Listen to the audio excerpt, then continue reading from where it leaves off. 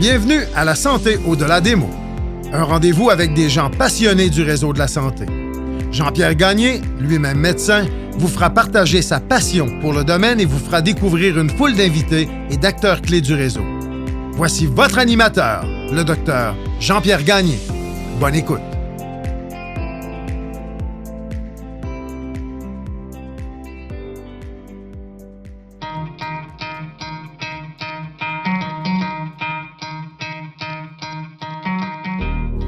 Je prends un court moment pour remercier les commanditaires qui rendent possible la diffusion du podcast La Santé au-delà des mots. Beauchamp-Beaulieu Dessureau-Toupin Groupe Conseil associé à la financière Banque Nationale Gestion de Patrimoine, Medix, LIM, le groupe Tige et Eurofin Environnex.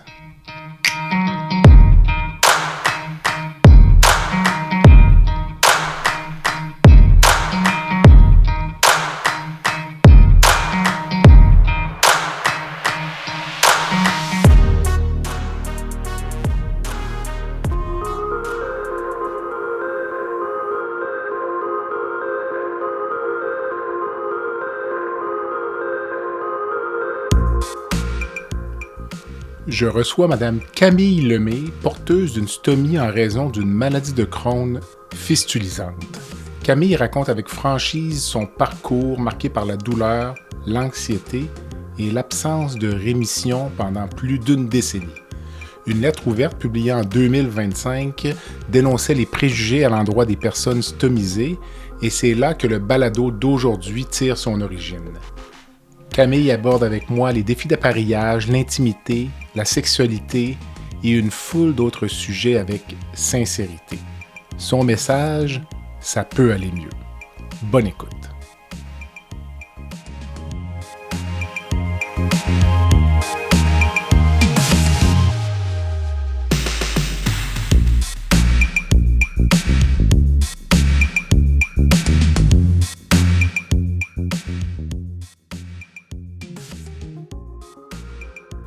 Camille, bon matin.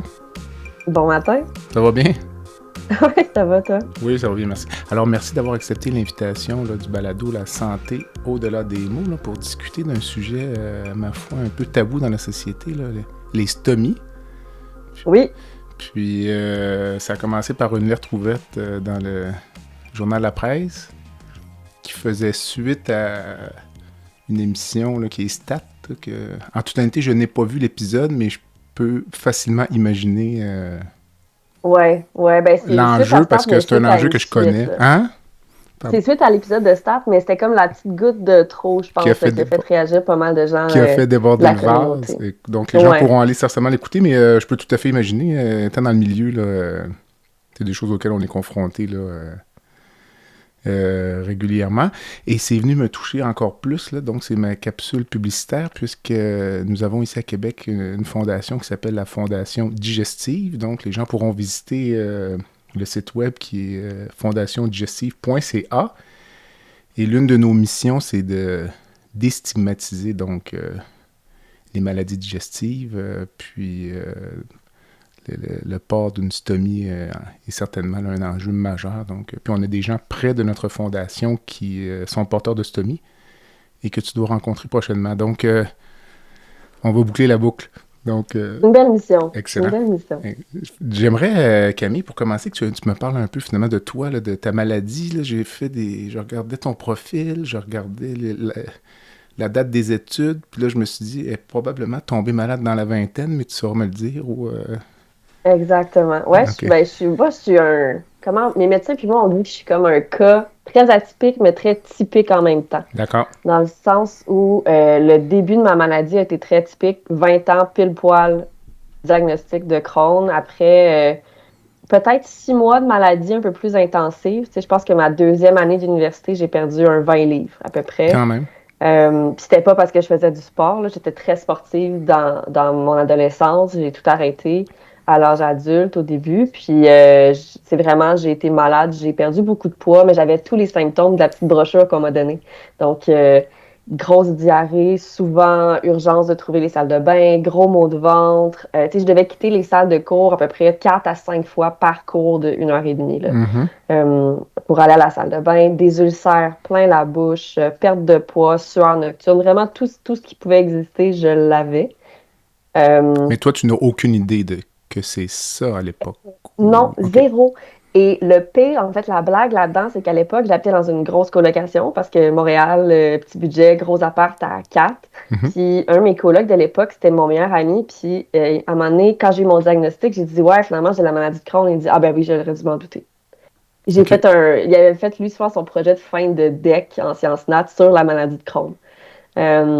Donc, il dit, ouais, t'as ça, t'as ça, t'as ça. Il me dit, ah, tu tel symptôme, ah, tu telle chose, telle chose. Fait que pour moi, ça existait pas vraiment, la maladie de Crohn.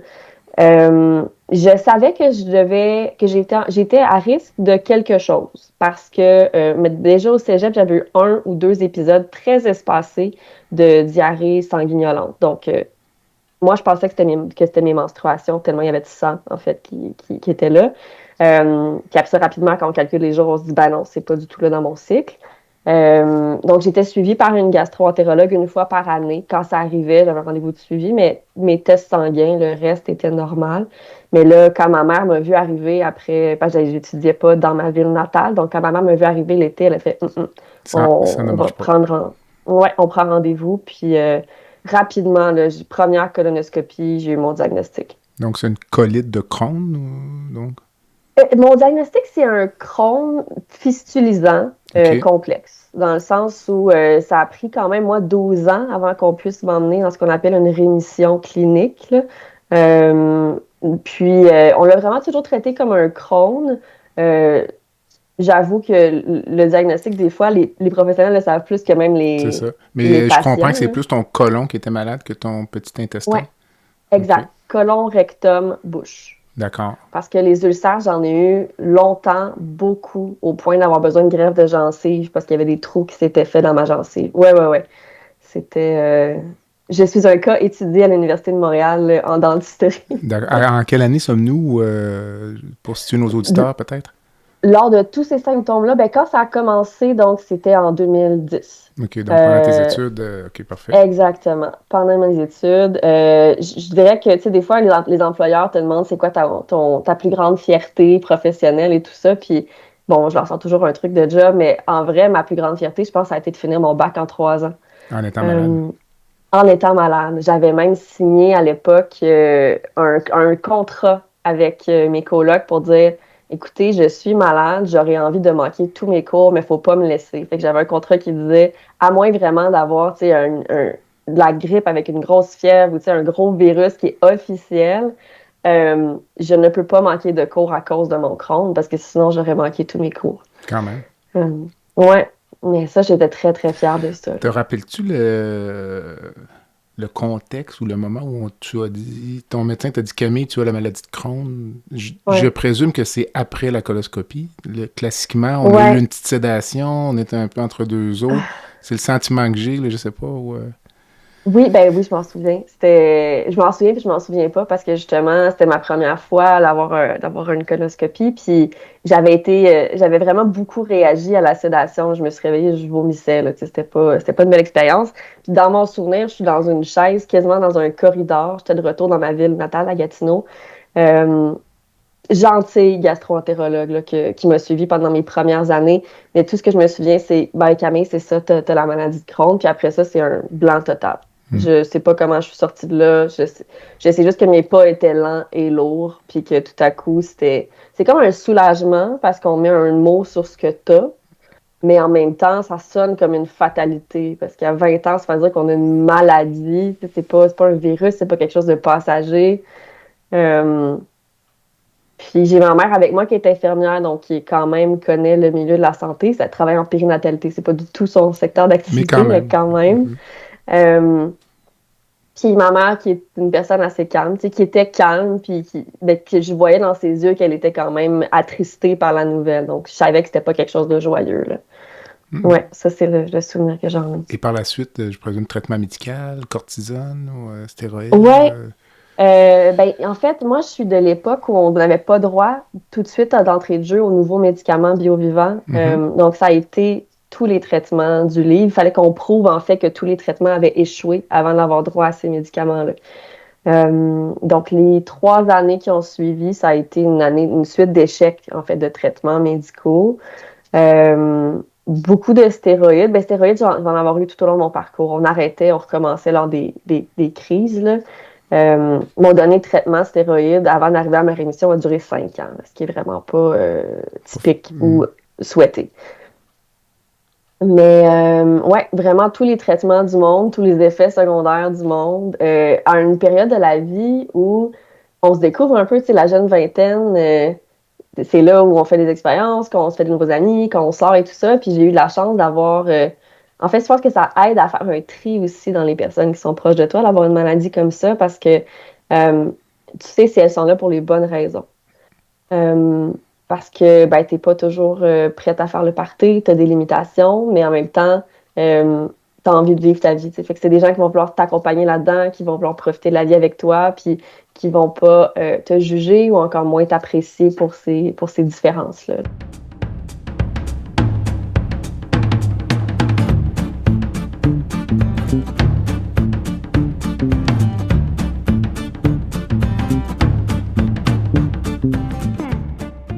Medix simplifie la facturation médicale des médecins spécialistes, anesthésiologistes, internistes, pneumologues et bientôt les chirurgiens.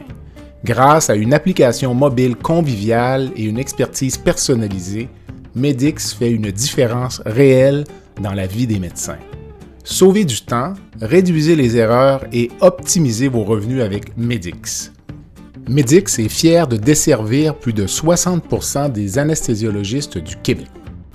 Pour toute question, n'hésitez pas à visiter notre site web à www.medix.com www.medyx.com ou téléphonez au 514-548-2500.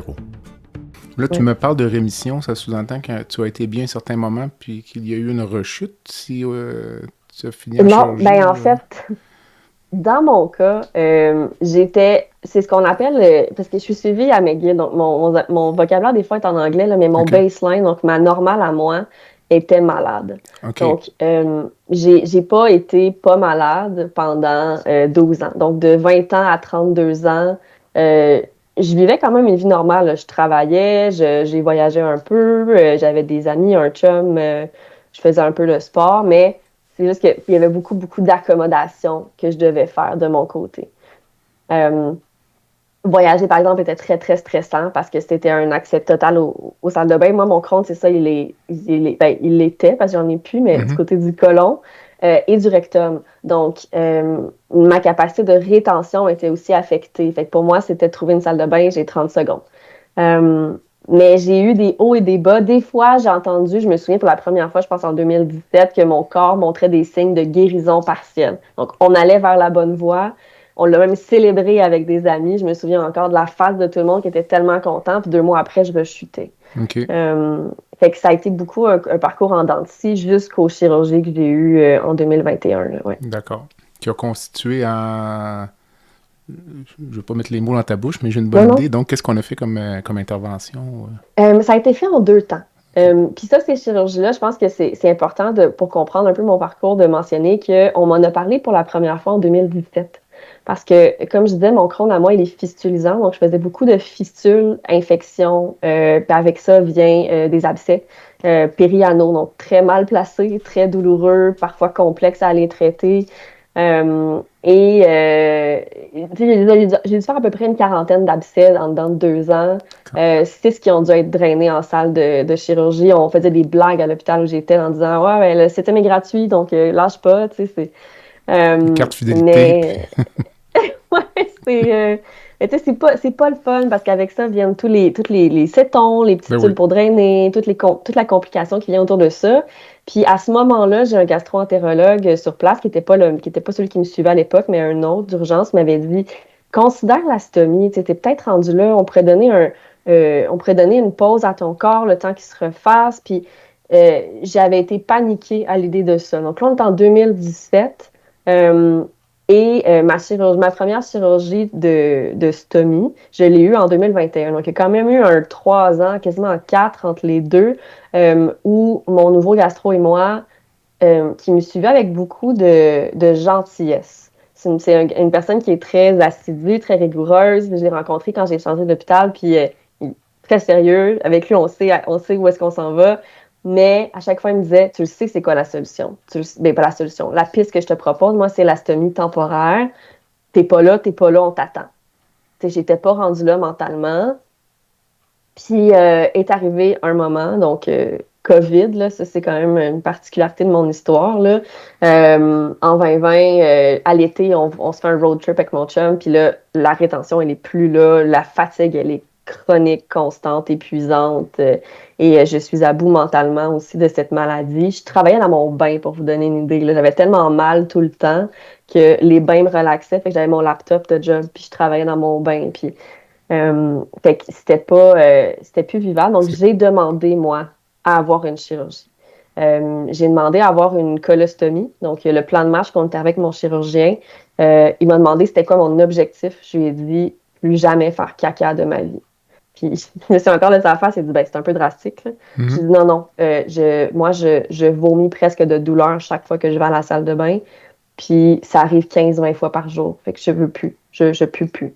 Puis il m'a dit, bon, on va y aller temporairement. Donc, on a enlevé le sigmoïde, la dernière partie de mon côlon, qui était la plus atteinte. L'idée étant que l'inflammation génère de l'inflammation. Donc, si on enlève ce petit bout-là, peut-être que le reste va se calmer. Cette première chirurgie-là, c'est mars 2021.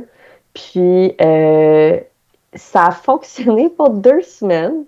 Après coup, mon Crohn a décidé qu'il n'aimait vraiment pas cette approche et j'ai fait une belle grosse rechute. OK. À ce moment-là, ouais, c'était très difficile. Là. Dès qu'il y avait des selles qui passaient dans mon sac, je traînais un sac avec moi parce que des fois, je vomissais de douleur n'importe quand dans la journée. C'était pas prévisible. C'était vraiment une belle rechute, mais malgré tout, même cette première chirurgie-là, je l'ai beaucoup appréciée. OK. Parce qu'un élément dont on parle pas beaucoup, c'est l'anxiété qui vient avec le Crohn et la colite ulcéreuse. Puis dans mon cas, on dirait que mes amis m'en parlaient des fois. Ah, tu te sens très anxieuse. Puis j'étais comme, ben non, je fais pas de l'anxiété. Moi, les gens qui font de l'anxiété, c'est des gens qui sont médicamentés pour l'anxiété généralisée. Puis ça, moi, j'en fais pas. Mais la seconde où j'ai eu mon sac, puis que j'ai plus besoin à toujours calculer mes déplacements, mes activités, une amie me parlait de sa vie puis de ses problèmes, je pouvais l'écouter sans me demander hey, quand la pause pour que si jamais je peux me glisser pour aller à la salle de bain, tu sais. Puis il y a eu une espèce de un peu comme quand le frigo arrête de rouler puis qu'on n'entend plus rien dans la maison, là, j'ai eu ce bruit-là dans ma tête. Ouais. J'ai finalement eu le silence dans ma tête. Fait que malgré la douleur, la stomie est venue me soulager. Puis immédiatement, on s'est mis à essayer de trouver une date pour une deuxième chirurgie pour là enlever tout le côlon complet. Incluant le rectum. Ben, pas au complet. Il me reste encore le 2/3, mais la portion la plus atteinte. OK. Mais on ne vise pas une remise en continuité. Dans mon cas, c'est permanent. Puis c'est comme ça que je le souhaite aussi. OK. Je vis aujourd'hui très, très, très bien avec ça. Là. Mon chef et moi, ça fait 11 ans qu'on est ensemble. Il m'a connue dans toutes les phases de cette maladie-là. On a commencé en 2013, donc ça fait 2 ans que j'étais malade puis pas stable. Puis même lui, aujourd'hui, on en parle des fois, puis ben non, on reviendrait jamais en arrière, ça n'a pas de sens. Ça nous a redonné une vie à 2. Là. Ouais. C'est le fait que tu parles de cette angoisse liée aux salles de bain, là, ça rejoint des gens qui sont près de moi, là, puis qui me disaient que, puis même dans un autre contexte là, de chirurgie pour cancer, donc où il y a eu amputation du rectum, puis on se trouve à reconnecter le côlon très proche de l'anus, là, on perd la fonction réservoir, là. Il n'y a pas de maladie, là, mais on n'a plus de rectum, on a un côlon qui sert de rectum, si on veut, puis il n'y a pas l'espèce de fonction réservoir là, qui sert à emmagasiner les selles. Puis la personne me confiait qu'avant de sortir en ville, elle est toujours en train de... Elle doit penser où est-ce qu'il y a des salles de bain, tout ça. Puis je pensais... je reviens à notre fondation là, avant de poursuivre. On est en train de se demander si une belle initiative, ce serait pas de créer un réseau de commerces ou d'industries qui seraient amis des personnes qui ont une maladie digestive ou les gens pourraient se présenter, mettons toi Camille, puis tu montes ton application, dire moi là je suis membre du réseau, puis avoir accès à une salle de bain qui est techniquement réservée aux clients. Je sais pas si tu vois un peu le concept. Oui, il y a un concept similaire qui a été développé. Ça vaut la peine de regarder du côté de Crohn et Colites Canada. OK. Je pense qu'ils avaient parti une application, que c'était genre Go Here ou quelque chose comme ça, à regarder. Là. Mais le réseau avec les commerces, je ne sais pas s'ils sont allés écoute, jusque-là. C'est une chose qu'on a évoquée là, comme étant qu'on aurait, tu te promènes en ville, puis là, tu vois les salles de bain qui sont amis des personnes malades. Oui. Donc, on aura l'occasion. Les salles de bain publiques. On aura l'occasion d'en reparler, peut-être. Oui, absolument. Le podcast La santé au-delà des mots est une présentation du groupe conseil Beauchamp, Beaulieu, Dessureau, Toupin de la financière Banque nationale Gestion de patrimoine. Comme nous croyons que la santé financière fait partie de la santé globale, nous sommes heureux de nous joindre au Dr Jean-Pierre Gagné pour vous souhaiter une bonne saison de La santé au-delà des mots.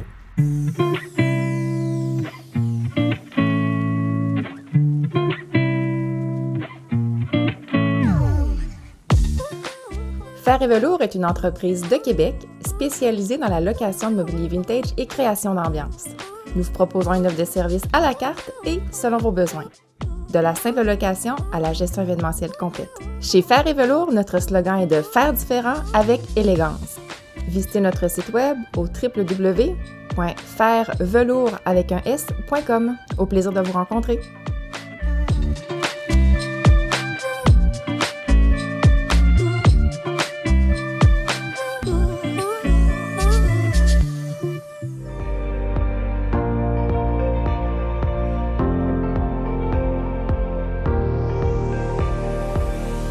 Vous avez des commentaires ou un sujet à nous proposer ou même faire partie de nos invités, visitez le site web de notre balado à www.baladosanté.ca ou sur notre page Facebook de la santé au-delà des mots.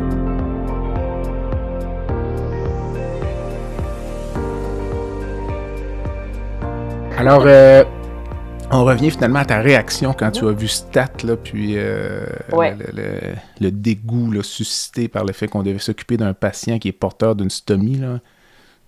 Chose on voit pas ça de façon extrême dans le réseau de la santé, honnêtement, là, mais je pense pas que le personnel traitant est comme ça, là, mais donc c'est comme amplifié. Là, je veux dire.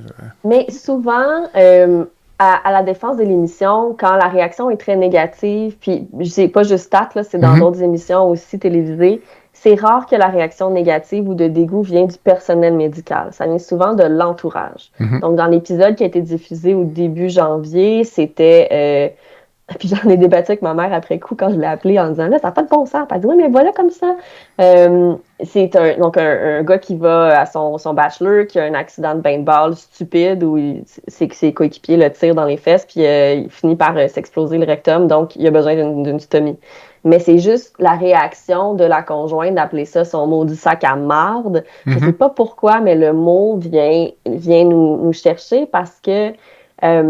c'est quand même quelque chose de délicat, puis moi, je pense que ça m'a autant ébranlé parce que quelques semaines avant, dans un groupe de discussion sur Facebook, un groupe d'entraide dont je fais partie, il y avait quand même un témoignage d'un homme plus âgé qui racontait que, tu sais, ses enfants venaient plus le voir depuis sa chirurgie, que il y a beaucoup de couples qui se laissent aussi après une chirurgie de stomie. Bon, est-ce que c'est la stomie le problème ou est-ce que c'est la maladie qui a épuisé le couple? C'est deux choses différentes. Est-ce que c'est une question de santé mentale autour de ça aussi? Mais ça demeure un tabou. Ici, moins que dans d'autres pays, mais quand même. Je sais, moi, qu'après ma chirurgie, une personne que je connais peu dans un entourage familial m'avait dit, sans mauvaise pensée, « T'es chanceuse que ton chum soit resté. » Puis, je me souviens d'avoir reçu comme une claque d'en face parce que je m'étais dit, lui aussi, il est chanceux que je sois restée.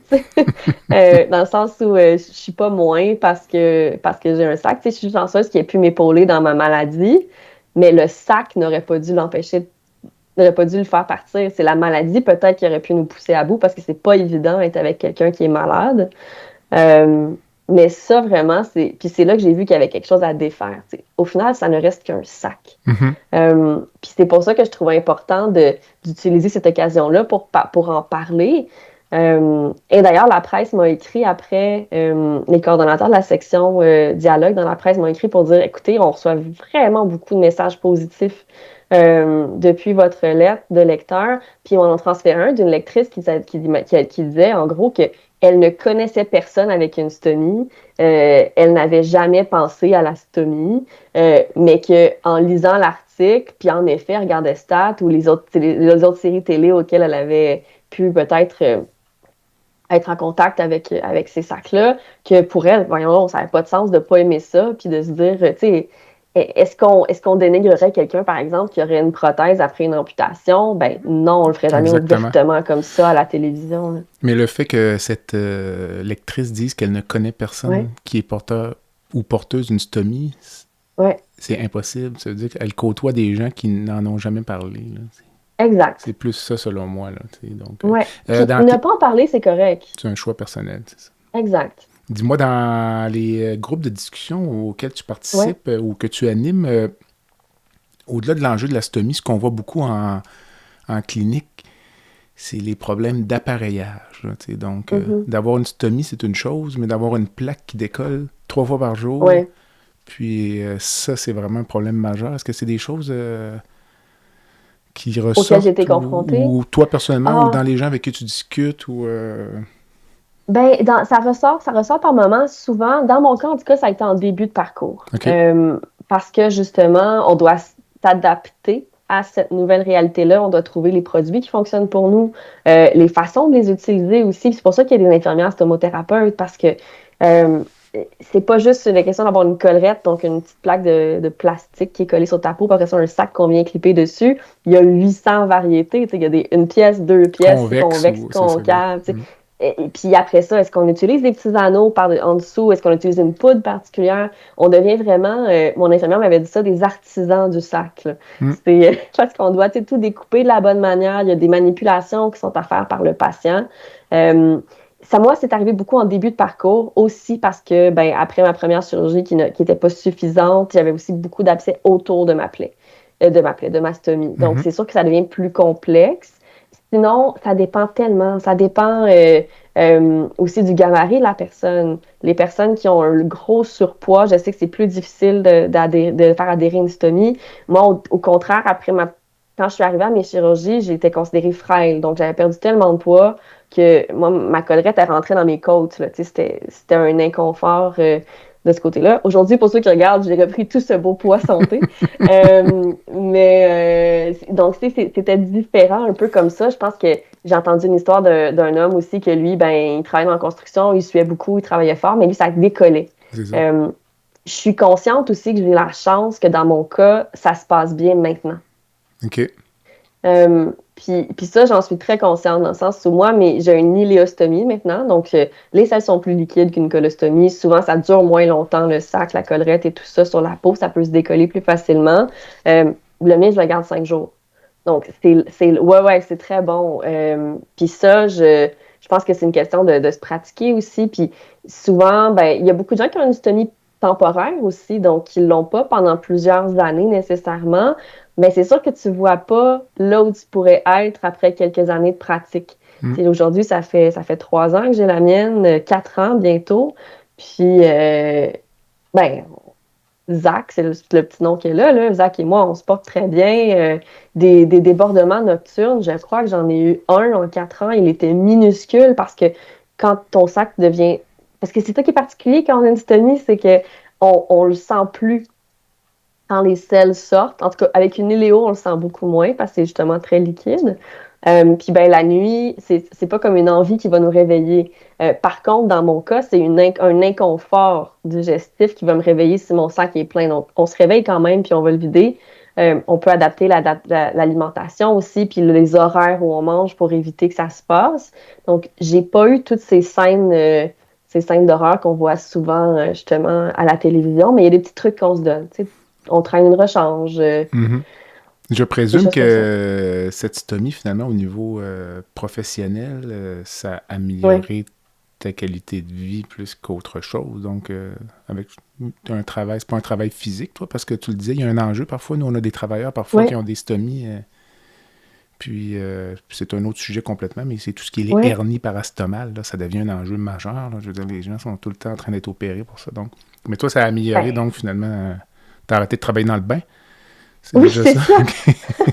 Non, mais ça a été vraiment particulier parce que, tu sais, je me souviens même au début de la pandémie, avant ma chirurgie, tu sais, on était tous à distance, puis on avait fait un party de Noël à distance avec mes collègues, il fallait faire un petit numéro, puis mon ami et moi, on avait fait une chanson sur la joie du télétravail, tu sais, puis je pense que la ligne qui faisait rire tout le monde, c'était plus partager une salle de bain avec 21 collègues. Parce qu'il y a ça aussi. Quand on a une maladie inflammatoire dans l'intestin puis qu'on a besoin fréquent et rapide aux salles de bain, bien, en milieu de travail, ça peut être compliqué. Dans un ancien emploi, quand j'étais en bonne rechute, je me souviens d'être allée voir le garde de sécurité du building où on travaillait, puis j'avais dit « Je sais qu'il y a une toilette pour personnes handicapées qui était toute seule, tu sais, avec une clé. On a besoin d'une clé pour y accéder. » J'ai dit « Je vais avoir besoin de ta clé. Pour les prochaines semaines, je vais avoir besoin de ta clé. » Puis il m'avait regardé avec une face de « Ben, t'es correct. » T'es qui, toi? J'ai dit non, moi j'ai une maladie, j'ai besoin de la salle de bain, me la donnerais-tu s'il te plaît? Puis pas de problème. J'avais eu la clé, tu sais. Fait que c'était beaucoup de l'adaptation. J'avais une patronne à l'époque très, très compréhensive aussi. Je travaillais dans un hôpital, donc c'est sûr qu'ils comprennent un peu les aléas de la santé. Si on était en rencontre avec des clients, je me levais, je quittais la salle sans dire quoi que ce soit parce que les besoins urgents étaient là. La stomie, ça a tout changé. Dans les premiers temps, c'est une adaptation. Donc, tu sais, je traînais des rechanges de vêtements, juste au cas. Toujours des rechanges. J'ai toujours une petite trousse. En fait, maintenant, partout, chez mes parents, chez les amis où je vais fréquemment, dans ma voiture, j'ai toujours une petite trousse d'urgence de est-ce que j'ai besoin de changer mon sac. Dans mon sac à main aussi, j'en ai un idéalement, ou dans un sac à dos quand je pars un peu plus longtemps. Mais côté travail, ça m'a permis, la stomie m'a redonné la santé, donc j'ai pu recommencer à travailler parce que j'ai quand même eu quelques arrêts maladie dans le temps de mes chirurgies. Une quarantaine de drainage d'abcès en 2 ans, j'imagine que... La plupart, c'est moi qui les faisais à la maison, j'avais des ententes. Mais à l'hôpital, mais il y a un été où vraiment, là, je passais une fin de semaine sur 2 à l'hôpital, à l'urgence, ça n'avait pas de sens. Ça n'a aucun sens. J'avais presque mon nom sur une civière. Mais oui, ça a vraiment, ça enlevait aussi l'anxiété, tu sais. Je faisais mes rencontres à distance dans les derniers temps, puis juste pour me calmer le cerveau, puis pour arrêter de juste penser à il reste 30 minutes, il reste 25 minutes, il reste 20 minutes, il reste 15 minutes sans toilette. J'avais une espèce d'image sur YouTube d'arc-en-ciel qui fait un peu comme de l'hypnose quasiment vivante, puis je regardais ça pendant les rencontres. Incroyable. Je n'étais pas concentrée dans ce temps-là, là. Incroyable. Dis-moi, parle-moi des choses que les gens peuvent se poser, disons, la douche, le bain, la piscine. Comment ça fonctionne? Comment ça fonctionne? Il y a quelques écoles de pensée. On peut prendre notre douche, notre bain, faire de la piscine, la plage, n'importe quoi, sans problème. L'anecdote drôle que j'ai entendue cette année dans un des groupes, justement, c'était s'il y a trop de chlore ou trop de produits dans ta piscine, ça se peut que ça fasse décoller ta collerette plus rapidement. OK. Ça m'est jamais arrivé. Mais c'est arrivé à une personne. Donc, l'idéal, si les gens vont en voyage, si on part plusieurs jours, on apporte 2 fois trop de matériel. Ça, c'est bon à savoir parce que tu sais pas si ça va arriver. Mais si ça arrive, tu le sais, tu le vois venir, tu t'arranges. Ma douche, je la prends avec mon sac. Mon bain, même chose. Après ça, on le sèche avec une petite serviette. Il y en a qui prennent un séchoir à cheveux à froid. Puis vraiment, ça change absolument rien. Des fois, si on a des filtres, parce que des fois, il y a des sacs qui ont des filtres pour faire évacuer les gaz, il y a des petits collants que tu mets par-dessus pour pas que l'eau rentre dans ton filtre. Le sac. Exact, parce que ça peut bloquer le filtre, puis après ça, ton sac est bon moins longtemps.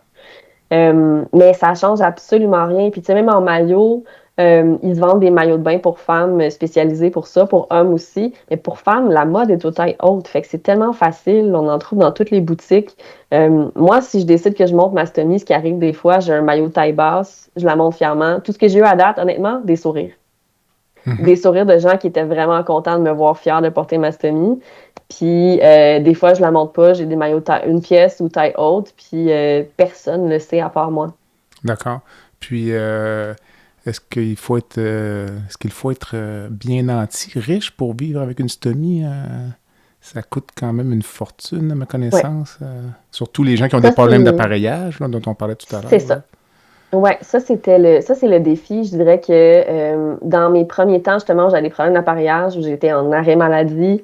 Euh, Ça faisait mal. Mes infirmières à l'hôpital en étaient conscientes, donc souvent on me faisait essayer différents produits ou on t'invite à contacter des compagnies pour essayer différents produits. Ce qui, un, t'aide à découvrir ce qui fonctionne pour toi et deux, te donne du matériel Gratuit. gratuit. Il y a la RAMQ envoie un chèque par année. Ça dépend. Si on est permanent, si on est temporaire, c'est des fonctionnements différents, mais il y a une couverture qui est offerte quand même par le gouvernement qui est très insuffisante. De l'ordre Euh, de... Juste pour, Dans mon j'ai cas, 1000 je crois dollars que en c'est... tête, mais Ouais, dans mon cas, parce que c'est permanent et c'est une iléostomie, ils considèrent qu'on utilise plus de produits. Je crois que c'est 1002, 1003. c'est vraiment pas beaucoup. Moi, ça couvre 3 mois là, sur l'année. Le reste de l'année, c'est de ma poche. On parle de 300 $ par mois, à peu près, maintenant que je suis stabilisée puis que ça se passe bien avec mon matériel. Donc, on peut imaginer facilement que... Puis, c'est aussi que chaque personne choisit un peu sur quoi elle met l'accent. Il y a des gens qui ils vont laisser le socle en place, donc la collerette en place plusieurs jours, mais changer le sac à tous les jours. Ça, c'est moi parce que je compare ça pour les femmes qui nous écoutent à changer ta serviette sanitaire. Quand tu changes ton sac, t'as pas peur des odeurs, tu te sens fraîche, t'es bien. Dans mon cas, avec une Iléo, le filtre peut bloquer plus souvent, donc ça évite, je suis pas stressée la nuit de me réveiller avec un sac qui aurait justement trop gonflé. Depuis que je fais ça, je dors beaucoup mieux.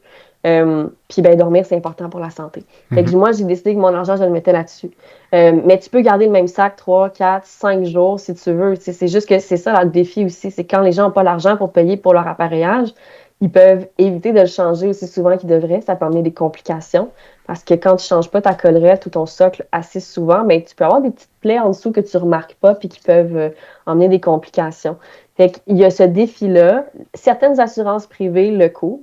Moi, je ne cacherai pas que j'ai changé d'emploi dans les 3 dernières années, puis un des facteurs décisifs, ça a été que la nouvelle assureur couvrait le matériel de stomie.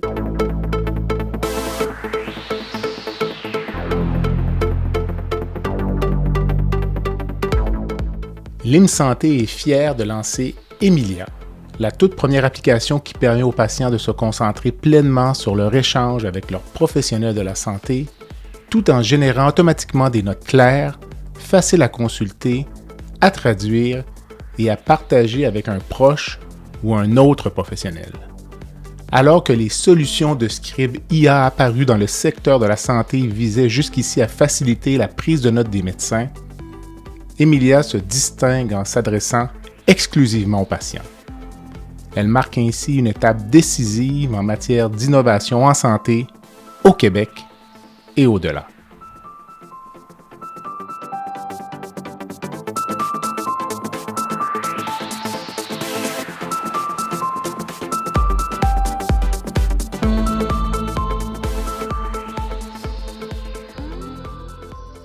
Puis, j'aimerais qu'on parle 2 secondes du rôle des stomothérapeutes. Oui. Parce que nous, on voit la différence. Les patients qui arrivent à Québec, ici, on a un service extraordinaire. Dans l'hôpital où je suis, c'est un gros service de chirurgie colorectale. Ça me paraît capital, moi, dans la prise en charge des patients stomisés. Puis on voit parfois des patients qui arrivent de milieux en périphérie. Je pense que c'est pas de la mauvaise volonté. Peut-être la personne qui va s'en occuper là-bas a moins de connaissances. Donc, j'aurais tendance à dire, à la limite, je ne sais pas si tu serais d'accord, les patients qui ont une stomie, qui ont des difficultés d'appareillage dans leur milieu, peut-être exiger d'être vus par une stomothérapeute. Je ne sais pas si ça a du bon sens, cette affirmation-là. Ouais. Ah oui, puis même, je dirais, avant ça, parce que le rôle de la stomothérapeute, elle commence avant. Moi, en tout cas, dans mon parcours, il a commencé avant. Puis j'ai fait d'ailleurs une entrevue avec mon infirmière stomothérapeute, Émilie, parce qu'elle a amené un déclic dans mon cerveau avant ma chirurgie. Je l'ai rencontrée, parce qu'avant la chirurgie, peut-être pour les gens qui connaissent moins ça, l'infirmière va aider à marquer le ventre aussi. Puis c'est pas basé sur quelque chose d'aléatoire. Il y a beaucoup de questions qui viennent avec ça. Quel genre de vêtements tu portes, quelle activité tu fais, qu'est-ce qui est important pour toi. Puis à partir de là, regarde les plis de ton ventre, comment est-ce que ton corps bouge pour que la stomie soit placée au bon endroit. Puis à ce moment-là, moi je me souviens qu'Émilie, qu'elle s'appelle, m'avait demandé « Bon, qu'est-ce que tu aimes faire dans la vie? » Puis j'avais dit hey, « Pour vrai, là, j'étais très déprimée, on était en pleine pandémie, puis je sortais plus de chez moi parce que j'étais incontinente complètement. » Fait que là, j'ai dit, je fais rien de ma vie, tu sais. Elle m'a dit, OK, je recommence. Qu'est-ce que tu as hâte de pouvoir refaire grâce à ta stomie? Hey, cette question-là, toute simple, Ah là, je suis partie. Eh ben là, moi, j'avais parti une ligue de balle-molle dans mon quartier. J'aimerais ça pouvoir recommencer à jouer. Parfait. C'est quoi ton mouvement? Ça ressemble à ça. C'est bon. Tu vas pouvoir le refaire, fille. Tu vas pouvoir le faire très fort. OK, parfait. Ben, j'aime ça, aller faire des randos dans le bois, mais tu sais, l'accès toilette, ben là, t'auras pas de problème. Tu ramènes une pelle, tu vides ton sac, ça va être parfait. Ah, OK. Ben, même la question, on va en parler, je pense, tantôt, mais de l'intimité. Mhm. Quand on est malade chroniquement comme ça, avec en plus des problèmes d'incontinence puis une maladie inflammatoire dans ton ventre, l'intimité, c'est pas évident. J'ai dit, ben moi, j'ai juste hâte de refaire l'amour. Ah! Bon, mais là, écoute, j'ai le sac parfait pour toi. Parce qu'en plus de choisir où mettre le truc, il y a le type d'appareillage en fonction de tes habitudes de vie, puis de ce que tu fais, de comment tu t'habilles et tout. Fait qu'elle m'a trouvé le sac parfait pour ma condition à moi, qui se repliait tout petit, donc plus discret pour les relations intimes, plus facile quand on va en rando aussi, parce que quand on mesure 5 pieds 2 comme moi, les sacs sont longs, hein, fait que dès qu'on monte la cuisse, Ben, il y a peut-être la courroie du sac à dos aussi, j'imagine. ben oui, ça c'est. Ben, puis, tu sais, je veux juste le mentionner parce que ça, je suis quand même contente, mais j'ai pu non seulement me remettre à faire de la rando, mais mon chum puis moi, on est allé en Patagonie faire le Torres del Paine, qui est une des plus grosses randos de 4 jours en autonomie, tu sais, avec mon gros pack-sac. Tu le mets en haut, tu le mets en bas, tu trouves ce qui fonctionne pour toi, mais ça se fait. C'est juste de ne pas mettre ta sangle sur la stomie idéalement, mais on s'arrange, tu sais. Donc, quand même. Ouais. Donc, dans ton cas, aucune restriction physique ou est-ce qu'on t'a dit, Ben, mettons, de ne pas faire d'haltérophilie, par exemple? Ou, ben là, c'est ça. L'hernie reste toujours une crainte. Je sais pas combien de fois j'ai dit « Ah, je pense que j'ai peut-être un début d'hernie » ou « Ah non, j'ai peur de faire une hernie parce que… » Moi, je suis du genre à penser après coup. Mais je ne fais pas d'haltérophilie. Je me souviens, j'ai beaucoup d'amis qui ont des jeunes enfants, puis tu sais, je suis une matante très engagée, là. Et je me souviens d'avoir garoché un petit dans les arbres, en fait, « Oh, ça, c'était pas une bonne idée. » Moi, Au début, tu sais, pas mais longtemps disons, pour après. rassurer les auditeurs, là, Ouais. disons qu'un de mes domaines de pratique, ce sont les hernies. Ouais. Donc, mais ce qui génère souvent le plus de pression sur la paroi abdominale, c'est pas nécessairement les choses que tu décris. C'est parfois la toux. C'est parfois juste se pencher pour attacher ses souliers, ça le sollicite énormément la paroi abdominale. Ah ouais. Donc, faut faire attention. Parfois, les gens vont dire, moi, je m'empêche de pelleter. Là, probablement que quand vous avez une bonne quinte de toux, là, votre grippe hivernale, c'est probablement pire qu'une pelletée de neige. Donc, il faut en même temps se servir, je présume, de son jugement. Là, donc, s'il y a quelqu'un d'autre pour pousser sur le piano, c'est peut-être mieux. Là, je voulais parler des relations intimes. D'après moi, c'est un sujet majeur. Là, toi, tu as connu ton conjoint avant. Est-ce qu'il y a eu comme une période de transition, avoir des relations sexuelles avec une stomie? Puis des questions que je me pose moi-même. Est-ce qu'on on garde un chandail? C'est peut-être des questions trop intimes, là, je veux que tu sois très à l'aise. Moi, comment est-ce qu'on gère ça? parler parce qu'on n'en parle pas. J'ai jamais entendu quelqu'un en parler, donc... Oui, ben en fait, dans notre cas, c'est drôle parce que ça, on s'est connus avant. Puis, c'est comique parce que, bon, d'un point de vue fonctionnel, moi, ma maladie a été intense et longue avant d'être traitée. Donc, d'un point de vue vraiment fonctionnel, j'ai fait beaucoup de physio après mes chirurgies, physio périanale pour aller travailler parce que après un accouchement, des fois, les muscles vont être détendus pour les faire. Moi, c'est le contraire. Moi, c'était tellement tendu que ça a été 6 mois de physio toutes les 2 semaines pour aller rechercher une souplesse puis décrisper toute ma zone du bas. Mais on s'entend, la sexualité, ce n'est pas qu'un vagin et un pénis. C'est un spectre. Là, ce que je trouve sympathique à dire, c'est que oui, tu sais, j'ai la chance, l'opportunité autour de moi d'avoir des femmes aussi qui ont eu des stomies ou qui en ont, de mon âge, qui en ont eu plus jeunes. La première m'avait donné un truc en me disant, écoute, moi, je l'ai eu, j'avais genre 19 ans temporairement, je mettais des petits déshabillés, tu sais. Pour les filles, des fois, c'est plus facile. Ça, j'ai déjà entendu parce qu'on a plus d'options. Fait qu'au début, tu essayes ça. Puis là, à un moment donné, c'est juste que quand on fait l'amour, c'est le fun d'être tout nu. J'ai toujours été de cette gang-là. Puis je me disais, hey, c'est plate, tu sais, que je sais pas si moi, je suis pas à l'aise ou que mon chum est pas à l'aise. Puis au bout de quelques mois, à un moment donné, de se réapprivoiser après la maladie et tout ça. Puis je me souviens, quand on a eu cette discussion, j'ai dit, ben là, faut-tu que je sois de cet angle-là pour pas que tu le vois? Ou puis il était comme, ben non, mais moi, c'était pour toi parce que je sais pas si toi, tu veux pas que je le voie. Puis je dis, Ah non, mais on s'en fout dans le fond. On s'en fout absolument dans le fond. Et depuis cette discussion-là, sur un coin d'oreiller, ben... La dentelle c'en est est retournée pas dans un le problème. tiroir. Ben oui, mais oui, tu sais, ça demeure un sac, puis tu sais, c'est de voir aussi, est-ce qu'on se garde un jardin secret? Comme dans mon cas, on a décidé que pour nous deux, lui, ça l'intéresse pas de voir le bout d'intestin qui sort de mon ventre, puis moi, c'est pas important pour moi qu'il le voie. Mm. Si un jour j'en viens à avoir besoin de soins, il est partant pour m'aider, il n'y a pas de dégoût, il n'y a pas de problème, mais on se garde cette petite Je comprends. là. Fait que c'est un sac. Mais tu sais, le fait de voir un sac, puis c'est juste de s'adapter par contre. Parce que tu sais, un moment d'intimité, quand le sac est plein, quand ça fait flap-flap, c'est pas intéressant. Mm. Fait que je prévois le coup. Souvent, tu sais, je dis, OK, ben là, des fois, on va venir un peu, là. Ah Fait oui. que je vide le sac ou on s'arrange pour avoir quand même, ou on se le dit, OK, là, oui, mais je mets une pause là-dessus, je reviens dans 2 minutes. Je comprends. Je présumerais que la portion où tu as eu une grosse maladie périanale, abcès, fistule, ça a été pire. Là. Parce que ça, Oui. c'est ça. Ça, c'est.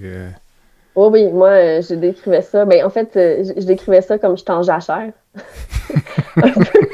Un peu comme un champ qu'on laisse reposer après une longue culture difficile. C'était comme ça que je décrivais ça, dans le sens où... puis tantôt, on parlait d'une infirmière stomothérapeute à l'hôpital où je suis suivie. Moi, je suis suivie à l'hôpital général à Montréal, qui ont une clinique vraiment sur les maladies inflammatoires dans l'intestin. Puis j'avais une infirmière qui n'est plus à la clinique, qui était incroyable parce que elle posait les vraies questions puis les bonnes questions. Puis elle me disait OK, mais comment ça va avec ton chum? Puis je dis ben ça va avec mon chum. Puis elle dit comment va ton chum aussi? Ça, c'est une question qui est importante parce que pour elle, ça allait au-delà de la personne malade, ça allait dans le couple, la famille et tout ça. Puis à un moment donné, je dis ah ben tu sais, côté sexualité, là. Puis elle dit ben tu sais, n'oublie pas que c'est un spectre, la sexualité, là. C'est pas juste. Fait que, tu sais, on a été capable quand même de maintenir une intimité au-delà de la maladie, mais je cacherai pas que dans les derniers moments avant les chirurgies où c'était de la grosse maladie intense, on n'a pas envie de se faire toucher. J'imagine.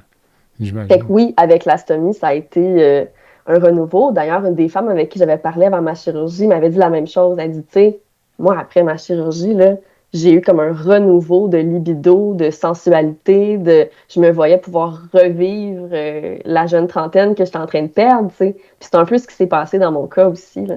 Puis pour tout ce qui est fertilité, grossesse, à quoi les gens devraient s'attendre ou à quoi t'attends-tu personnellement, si c'est quelque chose qui est... Ben dans mon cas, en fait, puis c'est particulier parce que de mon parcours de Crohn, c'est intéressant parce que je prévois justement une entrevue avec des spécialistes en fertilité bientôt. Mais dans ma vingtaine, on me disait qu'être enceinte, c'était pas une option. Dans le sens où certains des traitements que j'ai pris, il fallait que je signe une décharge en les prenant pour dire je m'engage à avoir une bonne méthode de protection parce que je ne peux pas tomber enceinte sous ce médicament-là, ce serait dangereux. Souvent, c'est avant qu'il soit testé puis approuvé, tout ça, mais toute ma vie, j'ai changé de traitement jusqu'à trouver le bon. Donc, souvent, j'en étais là. Mon médecin et moi, on avait des discussions sur le fait que mon Crohn était tellement mal placé puis tellement actif que c'était pas une bonne idée non plus. Jamais il va m'empêcher de tomber enceinte, mais il me l'avait dit, tu sais, je veux juste te le dire, des patientes, avec ton cas, j'en ai suivi beaucoup. Malheureusement, elles font fausse couche sur fausse couche. Ça, c'était mon Crohn à moi. Parce qu'il y a beaucoup de femmes qui ont eu des enfants en ayant un Crohn. Là, je parle de femmes parce que c'est ma réalité, mais tu sais, un homme peut avoir une maladie de Crohn ou une colite ulcéreuse puis avoir des enfants sans problème. J'en connais autour de moi qui en ont eu aussi. Les enfants se portent bien en passant. Là, c'est pas quelque chose de 100% héréditaire. Là. Il y a des petits risques de transmettre, mais c'est très petit. Là. Et avec l'astomie, présentement, il n'y a rien qui serait contre-indiqué dans mon cas parce que mes traitements sont approuvés, puis mon Crohn est stable. Donc, après ça, c'est de voir les aléas je sais que parfois, j'ai cru comprendre que ça peut être plus difficile. Donc, déjà, avec une maladie inflammatoire, on a des risques d'avoir des problèmes de fertilité un peu plus accrus que le reste de la population. Puis on sait qu'en général, je crois que c'est un couple hétéro, si je parle juste des hétéros, là, sur 5 ou sur 6 qui a des problèmes de fertilité. J'ai quand même bientôt 35 ans. Fait que, tu sais, c'était une multitude de facteurs, mais ça n'empêche pas. T'sais, mon chirurgien, ce qu'il m'avait dit quand j'avais posé la question, il m'a dit « Non, non, amuse-toi, là, puis envoie-moi une photo si ton bébé est né à un moment donné. Bon, on a un mur, puis on les met dessus. » L'avenir saura nous le dire. Voilà. J'aimerais que tu me parles, en fait, parce que en faisant le tour, là, puis je vois que tu es quand même investi là, dans le désir de éduquer la population. Ta lettre ouverte, c'est un peu ça, dans le fond. Là, c'est de dire aux gens, écoutez, arrêtez de vous énerver avec ça. Là, puis finalement, pour réaliser que tu as un balado avec Emma Québec, donc, là, qui est plus dans le contexte de ton travail, je comprends, là, qui s'appelle Donneur de sens, SENS. Les gens pourront aller écouter. Donc, on parle vraiment des dons de produits sanguins. Mais ton deuxième balado, c'est Deuxième porte à gauche. Exact. Qui veut vraiment parler des gens qui ont des maladies inflammatoires.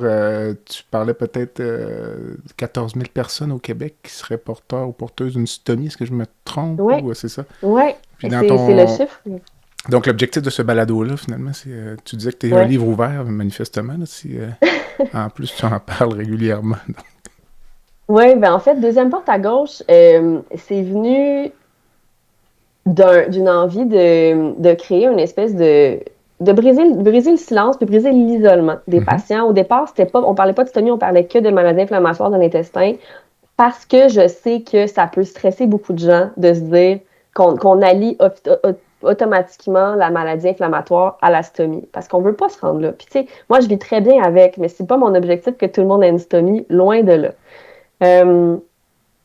Fait qu'au début, on parlait juste de Crohn, de colite. Le concept, c'est que j'ai eu la grande chance dans mon parcours où ça allait vraiment pas bien, où j'étais très malade, d'avoir accès à une thérapie de groupe avec des personnes comme moi, où on entendait des histoires similaires et en même temps très différentes de Crohn, de colite et de tout ce qui vient avec de l'impact sur la santé mentale, mais aussi sur le couple, sur la vie professionnelle, sur tout ça. Puis je me suis dit, hey, j'ai de la chance, moi, d'avoir accès à ça, mais c'est vraiment pas tout le monde qui l'a. Fait que si on pouvait partager des histoires, puis idéalement des histoires, je veux dire qui finissent bien, mais pas juste ça, mais tu sais, ne serait-ce qu'une personne qui a un peu de recul sur la situation, parce que oui, on montre que c'est difficile par moment, mais qu'on peut quand même poursuivre, puis on peut avoir une vie normale. Parce que dans mon début de diagnostic et tout ça, pour moi, tout semblait impossible. Fait que je voulais montrer que les choses sont possibles. Puis en même temps, il y a un gros volet médical au balado. Environ un épisode sur 2, je reçois aussi des spécialistes pour aborder différents angles. Donc, on a reçu une chirurgienne colorectale, une psychologue Dr. spécialisée. Poirier, je pense. Madeleine Poirier. Oui, Madeleine Poirier, elle a quand même une place particulière dans mon cœur parce que c'est elle qui a drainé beaucoup de mes abcès. Et elle est une personne formidable, douce et très bonne. Donc, on a reçu le Dr. Poirier. En fait, ce qui m'a fascinée, c'est que dès le départ, même quand j'approchais des spécialistes qui ne me connaissaient pas, tout le monde me dit oui. Puis là, c'est là que j'ai vu l'importance d'avoir ce type d'outil-là. Puis tu sais, je le fais de façon bénévole. On a des commanditaires, mais ça couvre juste le studio, même pas tout le temps. Donc, c'est vraiment parce que ça me tient à cœur, parce que je sais que c'est important. On a reçu des infirmières, justement, stomothérapeutes. Et là, de là est venue la stomie, parce que je me suis dit, ben si j'en parle pas, je contribue aussi au tabou. Fait que, on a parlé avec une jeune fille de 12 ans qui a une stomie récemment, Jacques Baudreau de l'Association des stomisés de Richelieu-Yamaska, personne très impliquée dans le milieu des personnes stomisées, qui est venu parler de son expérience aussi personnelle, 50 ans stomisé, c'est un homme, parce que je trouvais ça important aussi qu'on parle à des gens de différentes générations. Je suis chanceuse, j'ai un ventre relativement plat, ma stomie colle bien. En vieillissant, comment ça se passe. Fait que c'est le genre de discussion qu'on a, là, puis ça se poursuit tranquillement. On le fait quand on a du temps, quand on a des invités et tout ça, mais on a encore de beaux épisodes à venir. C'est super. As-tu eu l'occasion de rencontrer des patients qui ont vécu la transition entre les soins pédiatriques et les soins adultes? Tu me parlais parce que souvent, c'est un choc, là, donc de passer de l'univers des soins pédiatriques où les patients sont extrêmement bien suivis, je veux dire, bien suivi. Là. Toutes les ressources sont là, puis souvent c'est un traumatisme de tomber en soins adultes où finalement le médecin est beaucoup moins rejoignable. Il n'y a peut-être pas d'infirmière spécialisée. Oui, il n'y a pas de nutritionniste non plus, il n'y a pas une psychologue Ouais, nécessairement, il n'y a exactement. pas... ouais, c'est un choc. J'ai eu un invité sur le balado, justement, qui avait commencé à Sainte-Justine. Puis, tu sais, on blaguait, Mathieu et moi, où je disais, écoute, t'as quasiment été chanceux, dans le sens où t'es pas chanceux, t'es jamais chanceux d'avoir la maladie. Moi, je me considère toujours chanceuse d'avoir commencé ça, d'avoir eu mon adolescence, d'avoir eu mon enfance normale. Mais je disais, imagine si on avait les soins qu'ils ont du côté pédiatrique, du côté des adultes, tu sais. À 20 ans, là, on est tout juste adulte. J'étais vraiment pas indépendante comme je pensais l'être. Puis, on n'avait aucun accompagnement. Mm.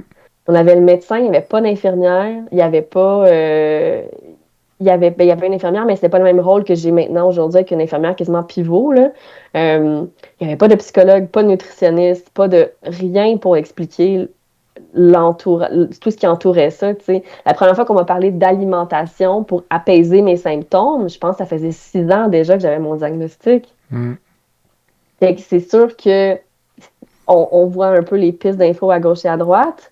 C'est un choc, les gens qui traversent du côté adulte, parce que c'est sûr qu'ils perdent tout ça. Ceux à qui j'ai parlé allaient mieux quand ils sont devenus adultes, donc c'est sûr qu'on a besoin de moins d'accompagnement. Mais oui, j'ai souvent entendu ça, là. Ben, en fait, je te dis cela pour la maladie de Crohn, mais c'est vrai en oncologie, c'est vrai Oui. en psychiatrie,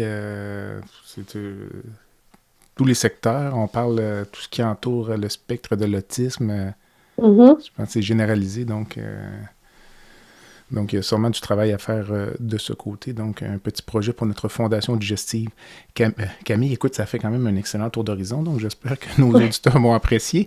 Alors, pour ceux qui connaissent la formule, il y a une petite baguette magique, mais toi, tu es toute nouvelle, donc je te tends une baguette magique virtuelle, puis je te laisse changer une chose dans le système de santé.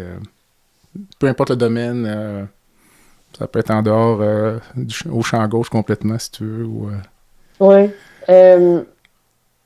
Si je pouvais changer une chose dans le système de santé, en fait, parce que j'en ai bénéficié moi, ce serait d'avoir plus d'offres en santé mentale dans les cliniques qui traitent un problème de santé physique. OK.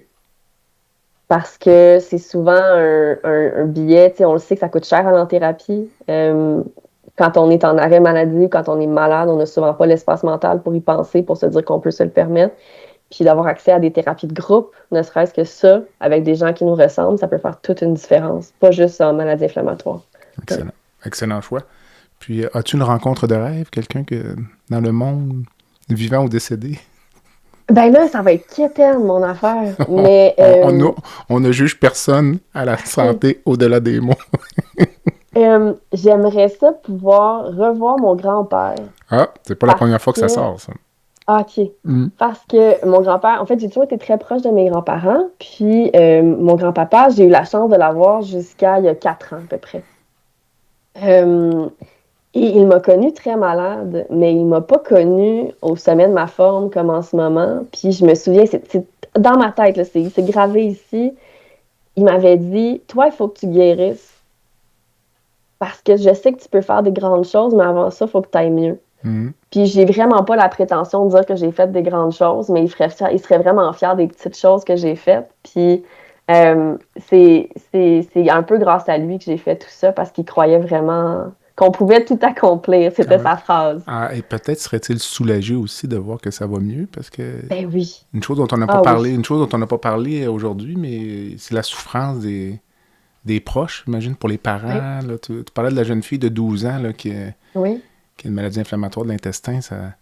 La mère était toute souriante là, en entrevue, mais ça ne doit pas être toujours facile. Ah, c'est pas facile, même pour les amis, pour la famille. Moi, mon grand-père, tu sais, je ne cacherai pas, dans les périodes où j'étais très malade, j'allais pas le voir, je l'appelais. Parce que je voulais pas qu'il était une personne quand même anxieuse, puis je voulais pas qu'il me voie avec la cortisone. Tu sais, le visage est défiguré. Dans mon cas, ça a vraiment été prononcé, là. Ma mère m'a pas reconnue en photo parce que je l'ai pas non plus vue pendant cette période. On est malade, ça se voit, on est rachitique, tu sais, c'est vraiment... puis je sais qu'il aurait été très soulagé de me voir avec mes petites joues, puis ouais. Écoute, Camille, ça fait un excellent tour d'horizon, donc on a dit tellement de choses, mais s'il y avait un message, un conseil là, que tu laisserais aux gens qui sont dans une condition similaire, ou tout au moins à la tienne, là. Ça peut aller mieux. on dirait que j'y croyais pas, moi, pendant longtemps, parce que, tu sais, 12 ans avant d'arriver en rémission, c'est long. Mais ce qu'un spécialiste m'a dit récemment sur mon balado aussi, c'est qu'on a la chance, dans notre malchance, qu'il y ait tellement de maladies inflammatoires qu'il y a beaucoup de recherches qui se fait sur le sujet.